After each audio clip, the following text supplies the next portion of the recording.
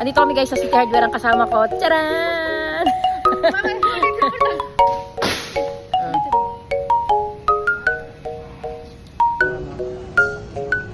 Para mas kita kasi hindi siya kayo sa picture eh.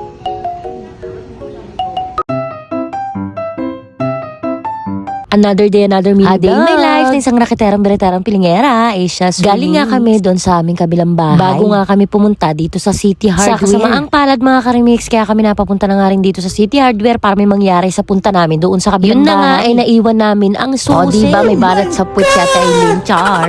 Uy, walang ganun. So yun na nga mga karimix, naiwan namin yung susi since na may dapat naman kami tingnan dito sa City Hardware, dumiretso na rin kami dito. Mitingin nga kami mga karimix ng mga kulay ng tiles na ilalagay nga sa kusina namin. Since nga ang mauuna, kaya naman ito at todo tingin na nga kami ng kulay. Hindi rin pala talaga madali ang magpa-renovate or magpagawa ng bahay. Bukod nga sa mga kulay, mga ganyang simpleng bagay, ay kailangan isipin mo pa rin mabuti. At bago pa nga masimula ng renovation, syempre marami ka pang papel na ayusin. At isa pa mga karimix, oo, mas makakamura tayo pag sariling sikap natin gagawin ang mga bagay-bagay sa pagpapagawa ng bahay. Ang problema, madugo talaga at talaga namang stress. At the same time, kailangan mo talagang laanan ng oras or ng araw. So yun, pinagnilay-nilayan namin ni Habibi kung ilalaban ba namin sa kontraktor or kami ba ang magpapagawa na lang, na kami ang hahanap ng tao, ng labor at kami ang materyales, sa lahat ng bagay kami ang kikilos. Kaya naman napag-isipan namin talaga mabuti ni Habibi na i-contractor na lang namin para iwas hassle at maintindi rin naman namin yung hanap buhay namin. At the same time, may junakis pa rin ako na iniintindi. Sa makatuwid, hindi tayo pwedeng tumigil para laanan lamang ng panahon ang pagpapagawa ng bahay. Kailangan kumilos at intindihin ang hanap buhay para may pampagawa ng bahay. So yun na nga, sa makatuwid, naka-contractor talaga kami. Tumitingin lang kami ng mga kulay at syempre yung mga lababo naman hindi sagot ng kontraktor, kaya naman yun ang mga bibili. Tingnan nyo naman tong junakis ko, ano sabi niya, dito na lang daw niya kami hintayin at may higa daw muna siya dito sa kama. O diba, akala niya nasa bahay lang siya. At tumingin na nga rin kami ng mga ilaw dito sa City Hardware, pero wala talaga akong natipuhan. Siguro baka i-online order ko na lang din to sa Orange App. So yun na nga, nandito na nga kami sa part ng pagtingin nga ng kitchen sink or ng hinahanap ko nga yung latest ba ngayon na design na talaga namang medyo pricey, na alam ko naman talagang pricey yun, kaya lang nagulat ako sa price hindi dito. Hindi kasi tama yung ine-expect ko sa expectation na nakita ko dito sa tag price nitong lababong to.